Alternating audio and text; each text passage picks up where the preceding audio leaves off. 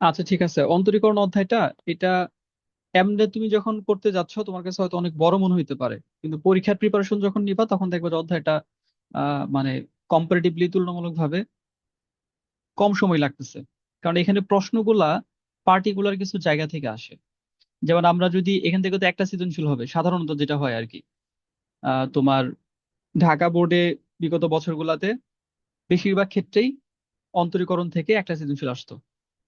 তো এই বছরও আমরা আশা করতেছি সমন্বিত হলেও কোশ্চেনের এই প্যাটার্নটা, মানে খ বিভাগের এই অংশের প্যাটার্নটা ঠিক থাকবে। অর্থাৎ ত্রিকোণমিতি থেকে দুইটা, অন্তরীকরণ থেকে একটা, যোগজীকরণ থেকে একটা। আচ্ছা, ওইটা ধরেই আমরা যদি প্রিপারেশনটা নেই, তাহলে তোমার এখানে জ্ঞানমূলক প্রশ্নের জন্য 9.1 লিমিট থেকে করতে হবে। এখান থেকে জ্ঞানমূলক প্রশ্ন থাকে। আর জ্ঞানমূলক প্রশ্ন তুমি পাবা হচ্ছে আহ 9.8 থেকে। ওইখানে যে স্পর্শক অবিলম্ব রিলেটেড যে অঙ্ক আছে ওইখান থেকে জ্ঞানমূলক প্রশ্ন থাকার সম্ভাবনা থাকে।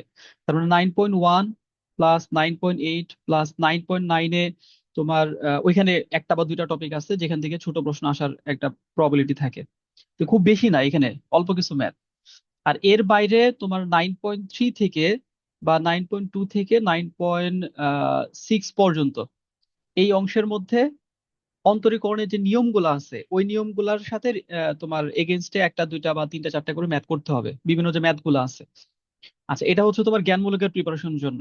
তাহলে এইখানে তোমার শুধুমাত্র এই যে লিমিটের এই জায়গাটাই একটু সময় লাগবে। আর বাকিগুলাতে দেখবা যে খুব দ্রুত হয়ে যাচ্ছে। আর এরপর তোমার খ প্লাস গ, অর্থাৎ 4 মার্কসের প্রশ্নের যে প্রিপারেশন তুমি যখন নিবা, প্রথমে আসতেছে হচ্ছে 9.2। এখানে হচ্ছে মূল নিয়মে অন্তরীকরণ। এটা সম্ভবত তোমরা করছো অথবা কম বেশি একটু দেখা হয়েছে। তো এই জায়গা থেকে প্রিভিয়াস ইয়ার গুলাতে বিভিন্ন বোর্ডে ইনক্লুডিং ঢাকা বোর্ড প্রচুর প্রশ্ন আসছে। তো এটাকে তোমার টার্গেট করে ভালো করে করতে হবে। এটা গেল একটা। 2 নাম্বার হচ্ছে পর্যায়ক্রমিক অন্তরীকরণ।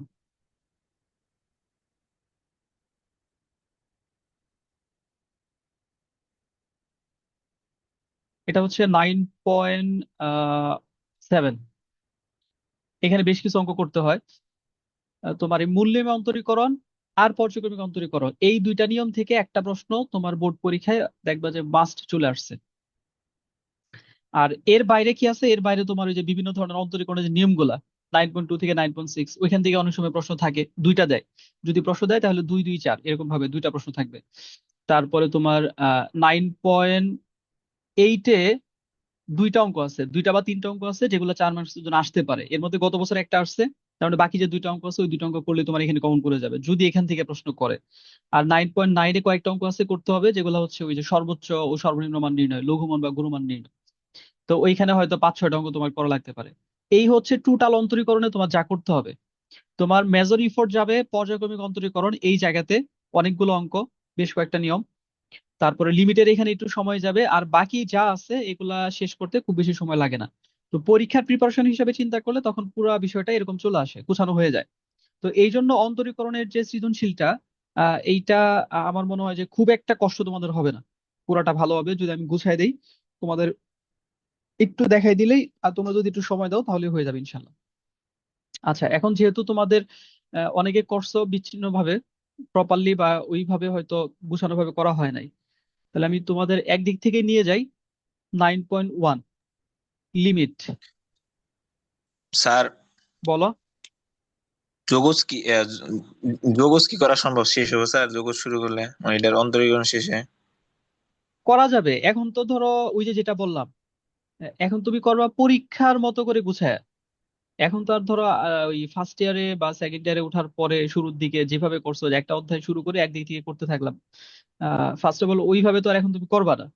কাজে কম সময়ে বেশি পড়া কভার হয়ে যাবে। আর দ্বিতীয় হচ্ছে যে এখন তোমার একটা মোমেন্টাম আছে, তুমি অন্য সময় যতটা সিরিয়াস থাকো, এখন তুমি এটা মুখে বলো আর না বলো, অটোমেটিক একটা সিরিয়াসনেস তোমার মধ্যে এখন চলে আসছে। কারণ পরীক্ষা ডেট হয়ে গেছে, সময় অনেক কম। কিন্তু এই সময়টায় অন্য যে কোনো সময় থেকে পড়া দ্রুত এবং বেশি ক্যাপচার করা যায় সময়ের তুলনায় আর কি। তো আমার মনে হয় যে এটা কভার করা সম্ভব, করা যাবে। তো আমরা দেখি কতটুকু করা যায়। বাট তোমার অন্তরীকরণটা স্কিপ করার কোনো সুযোগ নাই। একদিক দিয়ে হচ্ছে এটা গোছানো একটা অধ্যায়, যোগজীকরণের থেকেও আমার মনে হয় যে অন্তরীকরণটা সহজ। সহজ এই অর্থে না যে অধ্যায় ছোট, কারণ অধ্যায় বড়, 9টা অধ্যায়, ডেফিনেটলি অনেক অঙ্ক। সহজ এই অর্থে এখানে প্রশ্নগুলা একটা নির্দিষ্ট জায়গা থেকেই প্রতি বছর আসতেছে ঘুরে ফিরে। যেমন লিমিট থেকে তোমার জ্ঞানমূলক প্রশ্ন আসতেছে, মূলনিয়মে অন্তরীকরণ থেকে 4 মার্কসের প্রশ্ন দিচ্ছে, পর্যায়ক্রমিক অন্তরীকরণ থেকে 4 মার্কসের প্রশ্ন দিচ্ছে, তারপর অন্তরীকরণের প্রয়োগ অংশে স্পর্শকের ওইখানে 2-4টা অঙ্ক ওগুলাই দিচ্ছে ঘুরে ফিরে, আর হচ্ছে গুরুমান লঘুমানের ওই জায়গা থেকে মানে প্রশ্ন তুমি কমন পাবা। যৌগিকরণের ক্ষেত্রে নিয়ম নির্ভর, ওইখানে অনেক সময় প্রশ্ন একটু এদিক সেদিক হয়, তো ওইখানেও আবার ক্ষেত্রফল নির্ণয় সম্পর্কিত অঙ্ক থেকে একটা অঙ্ক কমন পড়ে যায়, আরেকটা অঙ্ক গিয়ে একটু সমস্যা হয়। তা আমার মনে হয় যে তোমাদের বাদ দেওয়ার ইন্টেনশনটা রাখা যাবে না, মানে কোন একটা অধ্যায় একবারই করলাম না এটা রাখা যাবে না, কারণ রিস্ক আছে এবছর। তুমি যেটা করতে পারো যে শেষে গিয়ে যদি সময় কম থাকে, তাহলে তোমার আহ, মানে প্রিপারেশনের কলবরটাকে তুমি ছোট করে ফেলবা। তুমি যেখানে হয়তো 10টা অঙ্ক করতা ওইখানে হয়তো তুমি 5টা অঙ্ক করলা, বাট একবারে বাদ দেওয়াটা খুবই রিস্কি হবে। বুঝতে পারছো? হ্যাঁ, ব্রিফ তো টু 4.2 আছে। But হ্যাঁ, 4.2 এর একটা নিয়মের অঙ্ক কিন্তু নর্মালি তোমাদের ক্লাসে করায় না, এবং আমার ধারণা এবছর ওটা আসতে পারে, সাধারণ স্পর্শক, ওটা আমি দেখাই দিব তোমাদের। ওটা ইতিপূর্বে ঢাকা বোর্ডে আসে নাই। প্রশ্ন একটু কঠিন করলে ওই নিয়মের অঙ্কটা দিবে, এবং ম্যাক্সিমাম কলেজে আমি যেটা দেখছি যে এই নিয়মটা একটু কঠিন, স্টুডেন্টের কাছে কঠিন লাগে, বেশি স্কিপ করে। 4.2টাও দেখাই দিবনি। আর 4.2 ছাড়াও প্রত্যেকটা অধ্যায়ের কিছু অঙ্ক আছে যে অঙ্কগুলো তোমরা নর্মালি করো নাই, শেষ মুহূর্তে অঙ্কগুলো একটু বহুপদীর 4.2 আছে একটু স্যার, দেখতে হবে। এটা করাই হয় নাই। বহুপদী, হ্যাঁ।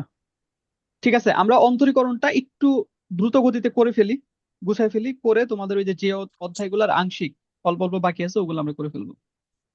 ঠিক আছে? জি স্যার।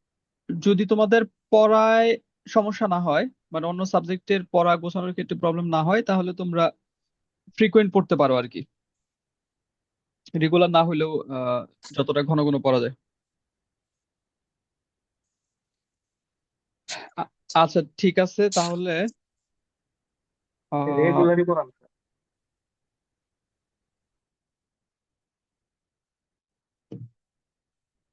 আচ্ছা, দেখা যাক।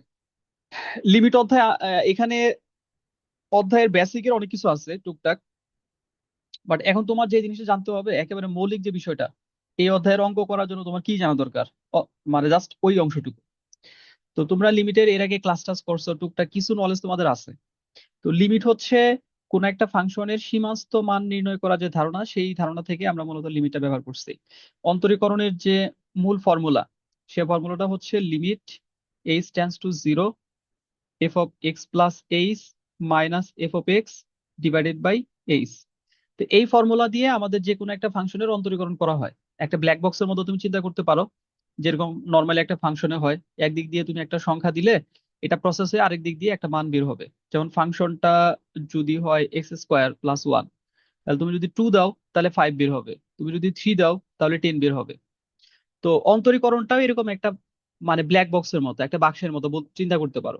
শুধু ডিফারেন্সটা হচ্ছে অন্তরীকরণের এই বাক্সে ইনপুট হিসাবে তোমাকে একটা ফাংশনই দিতে হবে, কোনো মান দিতে পারবে না। যেমন e⁻x, এটাকে তুমি ইনপুট হিসাবে দিতে পারবা, ln x এটাকে ইনপুট হিসাবে দিতে পারবা। আর কোন একটা সংখ্যা দিলেও সেটা ধ্রুবক ফাংশন হিসেবে কাজ করবে। এটা কি হবে, এটার ভিতরে প্রসেস হবে। প্রসেসটা কিভাবে হয়? এই প্রসেসটাই হয় হচ্ছে এই ফর্মুলা অনুযায়ী, মানে এখানে যে ফর্মুলাটা লেখা আছে, তারপরে যে আউটপুটটা আমরা পাবো সেটা হচ্ছে অন্তরীকরণের রেজাল্ট। একটা ফাংশন অন্তরীকরণ হওয়ার পর যেটা হয় সেটা। এখন এই যে মূল ফর্মুলাটা, এই ফর্মুলাতে লিমিট থাকাতে অন্তরীকরণ শুরু করার আগে শুরুতেই তোমাদের লিমিটের ধারণা এবং লিমিট সম্পর্কে কিছু গাণিতিক সমস্যার সমাধান করানো হয়েছে। এটা হচ্ছে মূল কথা আর কি, যে লিমিটটা কেন শুরুতে দেওয়া হলো। লিমিট অন্তরীকরণ না, অন্তরীকরণের জন্য আমাদের লিমিটের ধারণাটা দরকার হয়। লিমিটের ধারণা কিভাবে আসলো বা এটার যে আদার্স যে আলোচনাগুলো ওগুলো আমি স্কিপ করে যাই, ওগুলা যেহেতু আপাতত তোমাদের দরকার নাই। তো তোমার 1 নাম্বার যেটা জানতে হবে যে লিমিটটা কিভাবে রিপ্রেজেন্ট করা হয়। 2 নাম্বার জানতে হবে এটা কিভাবে কাজ করে। 3 নাম্বার জানতে হবে আমরা যে গাণিতিক সমস্যাগুলো সমাধান করব সেখানে আসলে আমাদের কি করতে হয়, কি চাই সেই জায়গাগুলোতে। ওইখানে কয়েকটা নিয়ম আছে, বা শেষ। আহামরি কোনো কঠিন কোনো অধ্যায় এটা না। তো প্রথমত হচ্ছে লিমিটের রিপ্রেজেন্টেশনটা, আমরা কিভাবে লিমিটকে প্রকাশ করি। লিমিটের সিম্বলটা আসছে এই যে LIM, লিমিটের প্রথম 3টা লেটার থেকে। লিমিটটা দুই ধরনের তুমি লিমিট পাবা, একটা হচ্ছে চলকের লিমিট, যেমন ধরো এক্স চলক, অথবা ওয়াই, অথবা জেড, অথবা A B C D যা ইচ্ছা থাকুক, ওইটা লিমিটের নিচে লেখা হয়। তারপর অ্যারো দিয়ে এই এক্স এর মানটা কোন মানের দিকে যাচ্ছে সেটা লেখা হয়, x টেন্ডস টু জিরো। তোমরা এইভাবে নর্মালি পড়ে থাকো, যে লিমিট এক্স টেন্ডস টু 0 অথবা 1 থাকলে 1, ইনফিনিটি থাকলে ইনফিনিটি। এরপরে যাকে যে ফাংশনের লিমিট নির্ণয় করতে হবে, যে ফাংশনের সীমাস্থ মান নির্ণয় করতে হবে সেটা থাকে limit x tends to 0 f of x is equals to, অর্থাৎ এইটা ইকুয়ালস যে মানটা পাওয়া যাবে সেটা এল হলে এল, 1 হলে 1, 5 হলে 5। তো এইটুকু হচ্ছে আমাদের লিমিটের চিহ্ন সম্পর্কিত যে বিষয়টা তোমার জানতে হবে। সেটা হচ্ছে যে লিমিট, এটা হচ্ছে চলকের সীমা এক্স টেন্ডস টু 0, এটা হচ্ছে ফাংশন, আর এই ফাংশনের উপর এক্স টেন্ডস টু 0 অ্যাপ্লাই করার পর যেটা পাবো এটা হচ্ছে ফাংশনের লিমিট এল। তো এই অধ্যায়ের যত অঙ্ক আছে এই অঙ্কগুলাতে কি হবে, এই যে এফ অফ এক্স এখানে একটা ফাংশন দেওয়া থাকবে, তারপর এক্স টেন্ডস টু 0 এখানে একটা লিমিট দেওয়া থাকবে, এখানে হয় এক্স টেন্ডস টু 4 থাকবে, এক্স টেন্ডস টু 3 আছে, 1 আছে, ইনফিনিটি আছে, তারপরে আর বিভিন্ন ধরনের মান থাকবে। তোমার কাজ হবে এক্স এর এই মানটা ফাংশনের মধ্যে বসানো, বসায় এই যে আউটপুটটা আসে সেটা বের করা। তো এখন এটা শুনে সহজে মনে হচ্ছে এটা তো খুব ইজি কাজ, মান এক্স এর মান বসাই দিব, মান বসাই দিলে যেটা চলে আসবে। তো এখানে সমস্যা যেটা হবে ম্যাক্সিমাম ক্ষেত্রে ইনডিটারমিনেন্ট ফর্ম চলে আসবে, অনির্ণীয় আকার চলে আসবে। এটা আবার কেমন আকার, যেমন ম্যাথমেটিক্স এর প্রসিদ্ধ 4টা অনির্ণীয় আকার হচ্ছে 0/0, 0/, ইনফিনিটি, ইনফিনিটি/0, ইনফিনিটি/ইনফিনিটি, এই 4টা মেইন। এরপর পাওয়ারের পাওয়ার বা আদার্স বিভিন্ন ভাবে আসতে পারে। তো এই ধরনের তুমি ধরো এক্স এর মানটা বসাই দিলা ফাংশন যেটা থাকবে তার মধ্যে, বসাই দেওয়ার পর এরকম হলো, অনির্ণীয় আকার আসলো বা অসংজ্ঞায়িত হলো, সামথিং/0 এরকম আসলো। তো তখন তো কোনো মান আমরা পাচ্ছি না। তো তখন ওই আকারটা, এই যে এই ধরনের আকারটা দূর করার জন্য কিছু টেকনিক ফাংশন ভেদে আমাদের অ্যাপ্লাই করতে হয়। আর সেই টেকনিক গুলা মিলেই হচ্ছে তোমার এই পুরা চ্যাপ্টার, মানে এই পুরা চ্যাপ্টারের অঙ্কগুলা যা তোমাকে করতে হবে। তো সেই দিক বিবেচনায় আসলে এটা সহজেই একটা চ্যাপ্টার বলা যায় আর কি।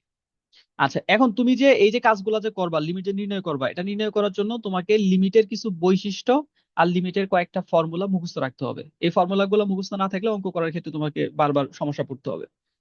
আর এই শেষ মুহূর্তে যখন তুমি কম সময়ে বেশি বড় কভার করতে চাচ্ছ, তখন এই জায়গাগুলোতে কোনো কম্প্রোমাইজ করবে না। যেটা মুখস্থ করা দরকার ফর্মুলা বা আদার্স যেটা আছে ঘেটাঘেট সেটা মুখস্থ করে ফেলবা, তাহলে দেখবো অঙ্ক তুমি দ্রুত করে ফেলতে পারতেছো। আচ্ছা, এখন কোন কোন বৈশিষ্ট্যগুলা বা কোন কোন ইগুলা আমাদের দরকার সেটা যদি এক নজরে আমরা একটু দেখে নেই। কিছু আছে যেটা শুধু তোমার একটু মাথায় নিতে হবে, মুখস্থ করার প্রয়োজন নাই। যেমন বৈশিষ্ট্যগুলা যদি বলি, বৈশিষ্ট্যগুলা মুখস্থ করতে হবে না, একটু ভালো করে দেখলে পারবা। 1 নম্বর বৈশিষ্ট্য হচ্ছে লিমিট এক্স টেন্ডস টু 0 ধরলাম বা যে কোনো কিছু থাকুক, তোমাকে একাধিক ফাংশন যদি যোগ বিয়োগ আকারে দেওয়া থাকে, F of x plus minus G of x ধর এরকম থাকলো, এটা হলো সিচুয়েশন। এই সিচুয়েশনে পড়লে তুমি কি করবা, জাস্ট এই জিনিসটা মাথায় নিতে হবে। যদি এরকম থাকে তখন প্রত্যেককে আলাদা আলাদা ভাবে লিমিট নির্ণয় করতে হবে প্রত্যেকটা ফাংশনের। তাহলে তোমাকে যেটা করতে হবে limit x tends to 0 f of x plus minus limit x tends to 0 g of x. এখন এই কাজটা তুমি কিভাবে করবা এটা তুমি এখনো শেখো নাই, এখানে কিভাবে লিমিট নির্ণয় করবা এটা তুমি এখনো শেখো নাই। বাট এই কাজটাতে করতে হবে, এটা তোমার মাথায় নিতে হবে যে লিমিট এক্স টেন্ডস টু 0, দুইটা ফাংশন যদি থাকে যোগ অথবা বিয়োগ, তাহলে আমি প্রথম ফাংশনের সাথে লিমিট দিয়ে দিব, আবার দ্বিতীয় ফাংশনের সাথে লিমিট দিয়ে দিব, তাদেরকে পৃথকভাবে তাদের লিমিট নির্ণয় করে যোগ বা বিয়োগ করতে হবে। এটা হলো 1 নম্বর বৈশিষ্ট্য। 2 নম্বর বৈশিষ্ট্য কি, যদি গুণ আকারে থাকে দুইটা ফাংশন বা তিনটা ফাংশন বা 4টা ফাংশন যতগুলো থাকুক, তখনও তোমাকে একই কাজ করতে হবে, সেম কাজ করতে হবে। সেম কাজ বলতে কি বোঝাচ্ছে, যেমন তোমার থাকলো limit x tends to 0 f of x into G of x, আমরা দুইটা দিয়েই বোঝার চেষ্টা করি। দুইয়ের বেশিও থাকতে পারে, ফাংশন গুণাকারে থাকলে মাল্টিপল থাকতে পারে। তাহলে তখন তুমি কি করবা, প্রথম ফাংশনের সাথে লিমিট দিয়ে দিবা, limit x tends to 0 f of x into দ্বিতীয়টার সাথে দিয়ে দিবা limit x tends to 0 g of x. এরপরে এটার লিমিট বের করতে হবে আর এটা লিমিট বের করতে হবে, বের করে গুণ করলে যা আসবে সেটাই হবে আমাদের চূড়ান্ত অ্যান্সার। 3 নম্বর বৈশিষ্ট্য হচ্ছে যদি ভাগ আকারে থাকে তখনও একই কাজ করতে হবে। তাহলে এই যে limit x tends to 0 f of x divided by g of x ধরো এরকম আছে, তাহলে একই কাজ বলতে তুমি কি করবা, limit x tends to 0 f of x divided by limit x tends to zero g of x. দুইটাকে দুইটার সাথে আলাদাভাবে লিমিটটা দিয়ে দিবা। তাহলে তিনটা বৈশিষ্ট্য কিন্তু তুমি একভাবে বা এক লাইনে মনে রাখতে পারো, যে দুইটা ফাংশন যোগ বিয়োগ গুণ ভাগ আকারে যদি লিমিট নির্ণয় করতে হয়, তাহলে তাদের পৃথক পৃথক ভাবে লিমিট নির্ণয় করে যোগ বিয়োগ গুণ বা ভাগ করতে হবে। এক কথায় শেষ। আচ্ছা, 4 নম্বর হচ্ছে ফাংশনের সাথে যদি কোনো একটা ধ্রুবক থাকে, limit x tends to zero, ধরো সি একটা ধ্রুবক ইন্টু এফ অফ এক্স, তো তখন কি হবে, এই ধ্রুবকের উপর লিমিটের কোনো প্রভাব থাকবে না। C to limit x tends to zero f of x, জিনিসটা এরকম হয়ে যাবে। আচ্ছা, এই জায়গাতে তোমাকে যেটা মনে রাখতে হবে, একটা ফান্ডামেন্টাল একটা জিনিস, মৌলিক একটা জিনিস, যে চলকের যে সীমা দেওয়া থাকবে, যেমন এক্স টেন্ডস টু জিরো দেওয়া আছে, শুধুমাত্র এই চলক সম্পর্কিত ফাংশনের উপরই এফ অফ এক্স বা এক্স রিলেটেড যে ফাংশনটা থাকবে তার উপরই এই লিমিটটা কাজ করতে পারবে। এখানে যদি ওয়াই থাকে তার উপর লিমিট কাজ করতে পারবে না, এখানে যদি জেড থাকে তার উপর লিমিট কাজ করতে পারবে না, তারা সবাই ধ্রুবকের মতো তখন আচরণ করবে। আর সে যেমন এখানে সি আছে, তাহলে সি এর উপরও লিমিটের কোনো প্রভাব নাই, কারণ সি এর মধ্যে চলক নাই, এক্স নাই। তাহলে লিমিটটা কার, যে চলকটা এই যেখানে দেওয়া থাকবে এক্স টেন্ডস টু জিরো হলে লিমিটটা হলো এক্স এর, এ কাজ করতে পারবে শুধুমাত্র এক্স এর উপর। জাস্ট এই কথাটা যদি মনে রাখো, তাহলে এই প্রপার্টি নিয়েও তোমার কোনো সমস্যা নাই বা সমস্যা হবে না। তাহলে অন্য যা কিছু থাকবে লিমিটের বাইরে দিয়ে দিবে। তো এই চারটা হচ্ছে লিমিটের বৈশিষ্ট্য, যেগুলো আমরা অঙ্ক করার সময় ফেস করব। আচ্ছা, আর ফর্মুলা আছে কয়েকটা। এর মধ্যে 5টা ফর্মুলা তোমার ওপেনলি ব্যবহার করতে হবে। 5টা ফর্মুলা কি কি? একটা হলো সাইনের ফর্মুলা, একটা ট্যানের ফর্মুলা, এই দুইটা ফর্মুলা সবচেয়ে বেশি ব্যবহার হবে। তারপর একটা হচ্ছে নির্দিষ্ট প্যাটার্নের ফর্মুলার আকারের ফর্মুলা, আর দুইটা আছে হচ্ছে এক্সপোনেনশিয়ালের ফর্মুলা। আমি লিখে দিচ্ছি। এক নাম্বার হচ্ছে সাইনের ফর্মুলা, যেটা limit x tends to zero, x tends to zero হইলেই এই ফর্মুলা প্রযোজ্য হবে, তাছাড়া হবে না। Sine x divided by x equals to one. এখানে এক্সটা তোমার প্রতিনিধি হিসেবে চিন্তা করতে হবে। এক্স এর জায়গায় যদি অন্য কিছু থাকে, যা ইচ্ছা থাকুক, তোমার নামও যদি থাকে সাইন, এখানে যদি সেম জিনিস আর সেম জিনিস দ্বারা যদি ভাগ থাকে, তার পরিবর্তে আমরা ওয়ান লিখে দিতে পারবো। যেমন ধরো থাকলো limit a plus b tends to zero sine a plus b divided by a plus b, তার মানে ওয়ান। মানে এই ক্ষেত্রে আমাদের সরাসরি এই ফর্মুলার প্রয়োগটা চলে আসবে। এটার উল্টাও যদি থাকে, ধরো এরকমও যদি থাকে, limit x tends to zero x divided by sine x, এটার মানও আমরা সরাসরি লিখতে পারবো ওয়ান। তাহলে এটা গেলো একটা। 2 নাম্বার হচ্ছে limit x tends to zero, একই জিনিস ট্যান এর ক্ষেত্রেও প্রযোজ্য, tan x by x equals to one. অথবা limit x tends to zero x by tan x equals to one. আচ্ছা, এরপর 3 নাম্বার, ওই যে বললাম নির্দিষ্ট প্যাটার্নের একটা formula, limit x tends to a, a মানে হচ্ছে কোন একটা মান, কোন একটা সাংখ্যিক মান থাকবে, x to the power n minus a to the power n divided by x minus a. যদি এই নির্দিষ্ট প্যাটার্নে থাকে, তাহলে এখান থেকে আমরা লিখতে পারবো N A to the power n minus one. 3 number formula এটা। আর 4 নাম্বার হচ্ছে ওই যে যেটা বললাম, এক্সপোনেনশিয়ালের দুইটা ফর্মুলা আছে। লিমিট, একটা হচ্ছে x tends to zero, zero হলে ওয়ান প্লাস এক্স, তার পাওয়ার হচ্ছে ওয়ান বাই এক্স, এটা ইকুয়ালস টু ই। 5 নাম্বার হচ্ছে limit x tends to infinity, one plus, এখানে তখন হবে ওয়ান বাই এক্স আর উপরে হবে শুধু এক্স, এটার মান হচ্ছে ই। তাহলে এই 4টা বৈশিষ্ট্য আর এই 5টা ফর্মুলা যদি তুমি মোটামুটি ভাবে মুখস্থ রাখতে পারো, তাহলে আমরা অঙ্কগুলা করতে পারবো। আর সিরিজের কিছু ফর্মুলা লাগবে, ওইটা পরে আমি বলে দিচ্ছি অঙ্ক করার সময়। এইটুকুতে কারো কোনো প্রশ্ন আছে, কারো কোনো সমস্যা আছে?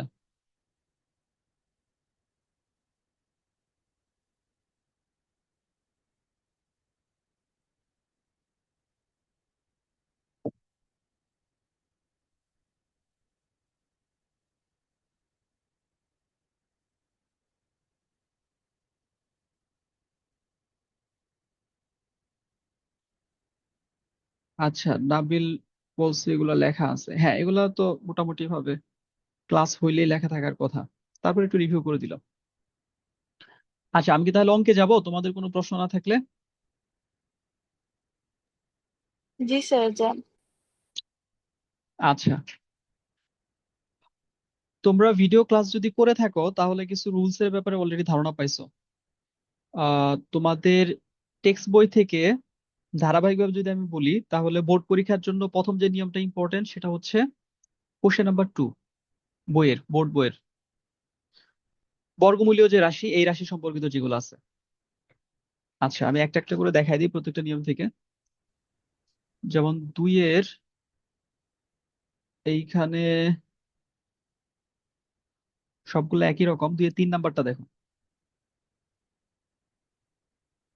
Limit x tends to 0 root over 1 plus 3x minus root over 1 minus 4x divided by x.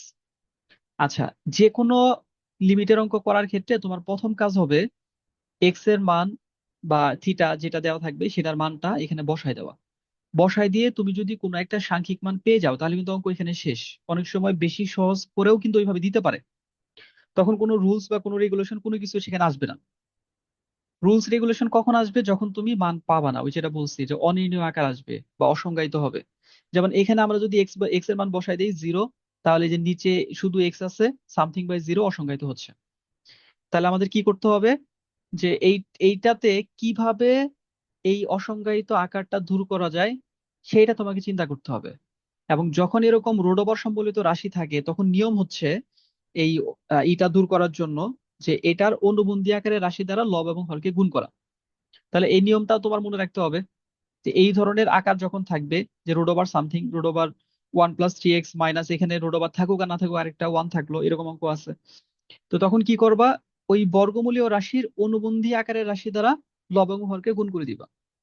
যেমন এটার ক্ষেত্রে লিমিট এক্স টেন্ডস টু 0, তাহলে root over 1 + 3x minus root over 1 minus 4x এটা আছে। এটার অনুবন্ধী হচ্ছে রুট ওভার 1 + 3x, মাঝের চিহ্নটা প্লাস, এটা উল্টে যাবে, সরি মাইনাস আছে এটা উল্টে যাবে, তাহলে plus root over 1 minus 4x। নিচে এক্স আছে আর অতিরিক্ত আমাদের এই যে এটা যেটা উপরে গুণ করছে ওটা নিচে গুণ করতে হবে, 1 + 3x plus root over 1 minus 4x। আচ্ছা, তাহলে লিমিট এক্স টেন্ডস টু 0, দেখো উপরে আমাদের a plus b into a minus b, তাহলে a square minus b square 1 + 3x এটা whole square minus root over 1 minus 4x Bluetooth waiting for connection. এটার whole square divided by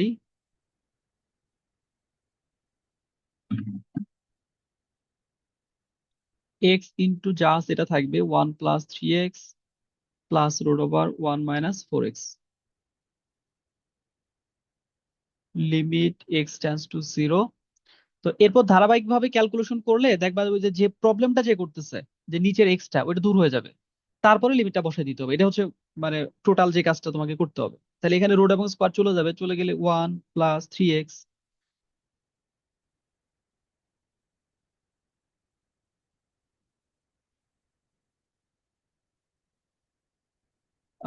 এরপর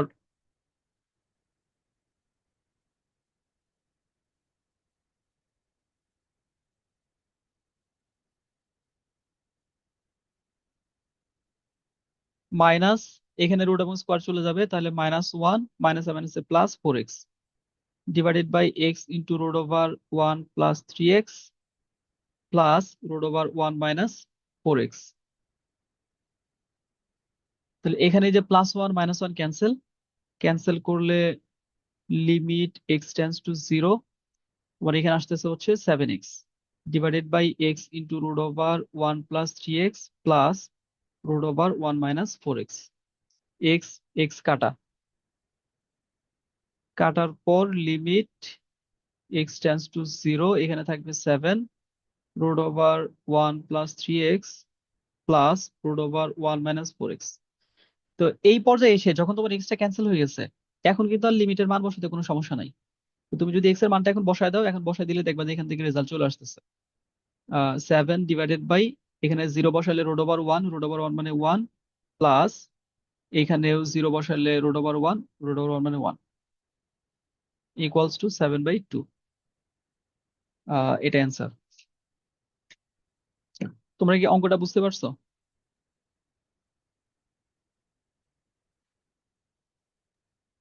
জি sir. আচ্ছা, এখন তোমাদের যেটা করতে হবে, এই নিয়মের বেশ কিছু অঙ্ক দেখবা প্রিভিয়াস ইয়ার আসছে, যশোর বোর্ড, রাজশাহী বোর্ড, আরো বেশ কয়েকটা বোর্ডে আসছে, সবগুলো তোমাদের বইতে দেওয়া হয় নাই যেগুলো বোর্ডে আসছে। তো এই জন্য টেস্ট পেপারটা যখন তোমরা কিনে ফেলবা, টেস্ট পেপারটা এবার কেনা উচিত। আহ তখন ওই টেস্ট পেপার থেকে লিমিটের অধ্যায়টা যখন শেষ হয়ে যাবে, তখন একবারে সবগুলা মানে লিমিট থেকে যত অঙ্ক আসছে সবগুলা দাগায় ফেলবা। যেগুলা করা মানে বইয়ের সাথে মিলে যাবে ওগুলা নতুন করে করতে হবে না, যেগুলো নতুন পাবা ওগুলো আবার সলভ করতে হবে, বাট তুমি নিয়মের মধ্যে পাবা। এখানে দেখবা যে হয়তো মানগুলো আলাদা, এখানে যেটা আছে এই মানটা নাই, অন্য কোনো মান দেওয়া আছে, বাট এই নিয়মের মধ্যেই পাবা। আচ্ছা, এটা গেল একটা, যেটা এইচএসসি পরীক্ষার জন্য ইম্পর্টেন্ট একটা নিয়ম। দ্বিতীয় হচ্ছে অসীম লিমিট সম্পর্কিত কোশ্চেন নাম্বার 3। এইখান থেকেও প্রশ্ন সাধারণত আসে, এমসিকিউ তে আসে, সিকিউ তে আসে। অসীম লিমিটের ক্ষেত্রে প্রথমত হচ্ছে ফান্ডামেন্টাল নিয়মটা কি, যেমন limit x tends to infinity 5x - 2 divided by x + 7। 3-4 লাইনের অঙ্ক, এটাও আসছিল দিনাজপুর 2019-এ। তো তোমার একটা প্রশ্নে সব অঙ্ক কিন্তু কঠিন থাকে না। 8টা সৃজনশীলের মধ্যে অনেক সৃজনশীলেই দেখা যাবে যে জ্ঞানমূলক প্রশ্ন একবারে সিলি টাইপের প্রশ্ন দিচ্ছে, অন্তত 3-4টা প্রশ্ন এরকম থাকে। আচ্ছা, যখন অসীম লিমিট থাকবে, তুমি যদি ইনফিনিটির মান মানে এক্স এর মানটা ইনফিনিটি আকারে বসায় দাও, ইনফিনিটির সাথে কোনো কিছু গুণ করো, যোগ করো, ভাগ করো, পাওয়ার নাও, যা কিছু করো সেটা ইনফিনিটি হয়, তার মানে এটা কিন্তু ইনফিনিটি ডিভাইডেড বাই ইনফিনিটি হবে। অনির্ণয় একটা আকার চলে আসছে। তাহলে এখন তোমাকে এই অনির্ণয় আকারটা দূর করতে হবে। তো অসীম লিমিটের ক্ষেত্রে অনির্ণয় আকার দূর করার নিয়ম হচ্ছে লব এবং হর থেকে সর্বোচ্চ ঘাতবিশিষ্ট রাশি কমন নিতে হবে। এটা কমন নিলেই অটোমেটিক্যালি কাজটা হয়ে যায়। তাহলে এটার ক্ষেত্রে আমাদের limit x tends to infinity, তাহলে এখানে আমাদের সর্বোচ্চ ঘাতবিশিষ্ট রাশি হচ্ছে এক্স।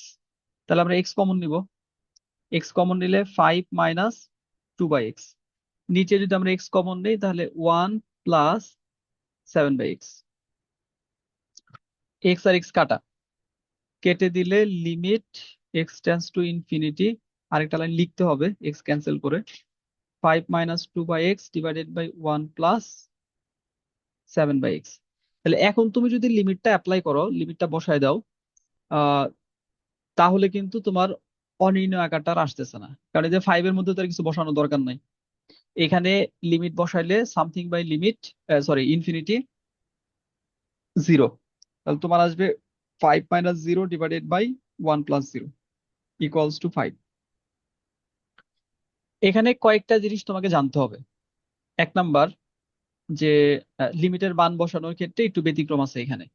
অন্যান্য অঙ্কে লিমিটের এক্স টেন্ডস টু যদি 1 থাকে, তুমি এক্স এর পরিবর্তে 1 লেখো, 0 থাকলে এক্স এর পরিবর্তে 0 লেখো। বাট এই যে ইনফিনিটি সাইনটা, এটা একটা প্রতীক, একটা চিহ্ন, এটার সাংখ্যিক কোনো মান নাই, যে কারণে এটা এক্স এর পরিবর্তে বসানোটা অনেকেই প্রপার মনে করে না। তো তোমাকে কি করতে হবে, এখানে ইনফিনিটি বসাইলে সামথিং বাই ইনফিনিটিতে 0 আসে, রেজাল্টটা একবারে লিখে দিতে হবে, মানে ইনফিনিটি 2/ইনফিনিটিতে তুমি লিখবা না। এটা তোমার পরীক্ষার খাতার সেফটির জন্য। এটা গেল 1 নাম্বার।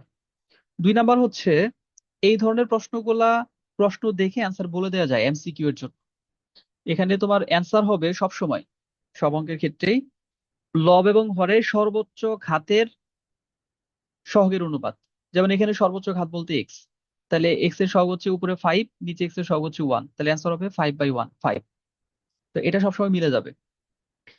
3 নাম্বার হচ্ছে যে এই নিয়মের মধ্যে তোমার এখানে এক্সপোনেনশিয়াল ফাংশন, লগারিদমিক ফাংশন, এরকম যে একটা কনসেপ্ট আবার একত্র করে দিতে পারে। তো যাই হোক, ফান্ডামেন্টাল যে বিষয়টা এটা চেঞ্জ হবে না, যে অসীম লিমিট থাকলে লব এবং হর থেকে সর্বোচ্চ ঘাত বিশিষ্ট রাশি কমন নিতে হবে। এখন কোন অঙ্কে যদি এরকম করে, উপরে আছে x² + 2, নিচে আছে হলো x³ + 3, ধরো 3x² + 2 এরকম, তাহলে অ্যান্সার 0। কেন? কারণ নিচের সাথে উপরে তোমার পাওয়ারটা মিলাই নিতে হবে। এটা যখন মিলাইতে যাবা তখন তোমাকে +x³ 0 × x³ দিতে হবে। তারপরে অ্যান্সার কি হবে দেখো, এই যে উপরে নিচে একই ঘাত বিশিষ্ট সর্বোচ্চ ঘাত বিশিষ্ট যে রাশি তাদের সহগের অনুপাত, তাহলে 0/1 0 আসবে তখন। তো এই কয়েকটা রিমার্কই এই অঙ্কগুলোর ক্ষেত্রে, এই নিয়মের অঙ্কগুলোর ক্ষেত্রে তোমাকে মনে রাখতে হবে। তোমরা দরকার হলে আমি রেকর্ডেড ক্লাস আবার দিয়ে দিব, এই অংশটুকু আবার রিওয়াইন্ড করে তোমরা শুনে নিও যে কোন কোন বিষয়গুলো এখানে পয়েন্ট আউট করা হয়েছে। আচ্ছা, তো এখন দেখো 3-এর 2 নাম্বার যেটা আছে, যদি তোমরা বুঝে থাকো এটা অঙ্কটা না করে এটার অ্যান্সার বলতে পারো কিনা। এখানে আছে x⁴ plus 3x² - 1 divided by 3x⁴ plus x³ - 2x। এটার অ্যান্সার কত হবে বলো তো? 1/3 হবে স্যার। 1/3। 1/3, হ্যাঁ। তো অঙ্কটা করব কিভাবে, ওই যে এরকমই x⁴ কমন নিব, উপর নিচে x⁴ এরকম ক্যান্সেল করে দিব, তারপর লিমিট বসাই দিব, দেখবো অ্যান্সার চলে আসবে। আচ্ছা, এখানে ব্যতিক্রমী যে কয়েকটা আছে ওই কয়েকটা আমি একটু দেখাই। যেমন 5 নাম্বার, তারপরে 8 নাম্বার, আর হচ্ছে 9 নাম্বার। 5, 8, 9। 5 নাম্বারটাই কি বলছে এখানে, limit x tends to infinity ln 2x - 1 minus ln x + 5, এইটা আছে। তাহলে প্রথমে তোমাকে এই ফাংশনটাকে একটু মানে কাটাছেঁড়া করে নিতে হবে, তারপরে লিমিট নিয়ে চিন্তা করতে হবে। তাহলে limit x tends to infinity, ln এর বৈশিষ্ট্য আছে ln a minus ln b ln a/b। তাহলে এখানে তুমি লিখতে পারবা loan 2x - 1 divided by x + 5। আচ্ছা, এখন এটা ওই যে আগে যেভাবে করছো লন এর মতো লন থাকবে, লনের ভিতরে ওইভাবে কাজটা করলেই হবে। যেমন limit x tends to infinity ln, তাহলে আমাদের যেহেতু অসীম লিমিট, সর্বোচ্চ ঘাত বিশিষ্ট চলক x, ওইটাই কমন নিব, 2 - 1/x divided by 1 + 5/x limit x tends to infinity. এখন বলতে এর অ্যান্সার কত কত হইতে পারে?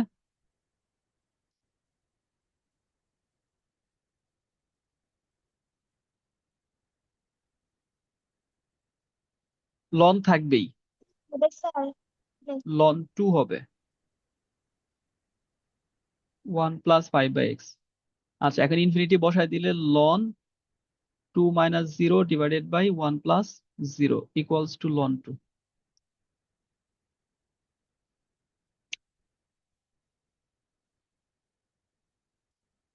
তোমরা লিখে নাও, লেখা হলে বলো, পরের অঙ্কে চলে যাচ্ছি।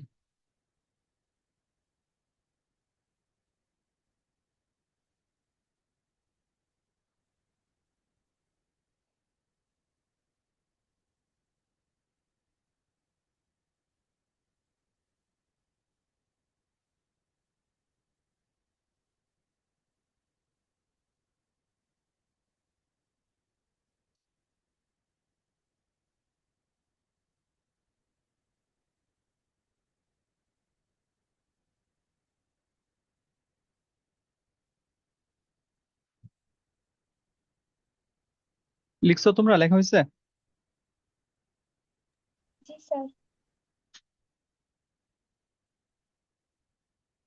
আচ্ছা, এরপর 8 নাম্বার দেখো, limit x tends to infinity 3⁴x - 3⁻⁻x divided by 3⁻x plus 3⁻⁻x।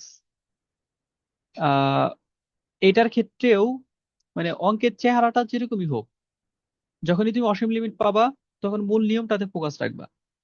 তোমার এখানে 3⁻x, x নিজেই পাওয়ার আকারে চলে আসছে, আর মাইনাস হলো 3⁻⁻x। তাহলে এই দুইটার মধ্যে সর্বোচ্চ ঘাত বিশিষ্ট কোনটা?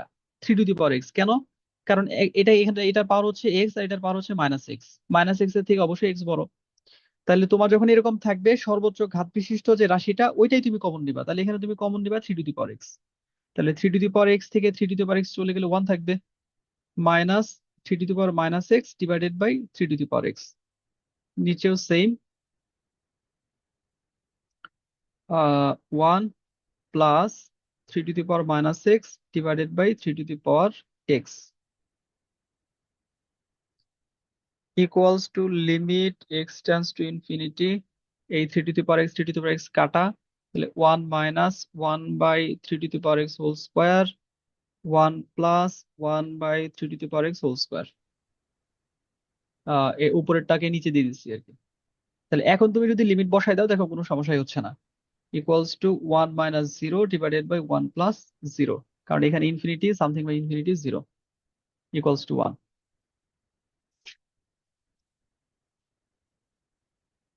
আচ্ছা, এরকম আরেকটা অঙ্ক আছে অসীম লিমিটের, এটা তোমাদের বইতে দেওয়া আছে কোশ্চেন নাম্বার 9, 9-এর 3 নাম্বারে। এইটাও অনেক ইম্পর্টেন্ট, এই অঙ্কটাও অনেক ইম্পর্টেন্ট, তোমরা হয়তো করে থাকবা ক্লাসে। Limit x tends to infinity 2 to the power x sin b by 2 to the power x, এটা করছো?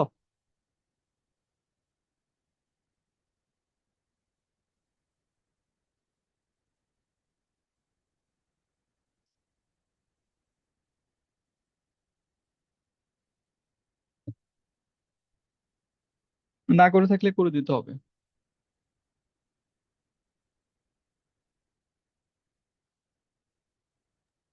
করা হয়নি স্যার এটা। আচ্ছা, এটার ক্ষেত্রে আমরা ধরে নেই আর কি, সাইনের অধীনে যেটুকু আছে b/2 to the power x, এটাকে আমরা থিটা ধরে নিই সাইন থিটা বানানোর জন্য। তাহলে আবার 2 to the power x এর মানও রিপ্লেস করতে হবে।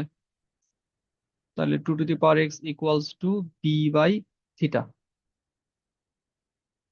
তো এরপর এখানে ভেরিয়েবল ট্রান্সফরমেশন হয়, যখন x টেন্ডস টু ইনফিনিটি তখন থিটার মান হবে 0। এই যে এখানে ইনফিনিটি বসাই দিলেই হবে, b/ইনফিনিটি ইকুয়ালস টু 0। আচ্ছা, আমাদের এই সেশনটা শেষ হয়ে গেছে, তোমরা আবার একটু জয়েন করো, আমি ক্লাসের লিংক দিচ্ছি।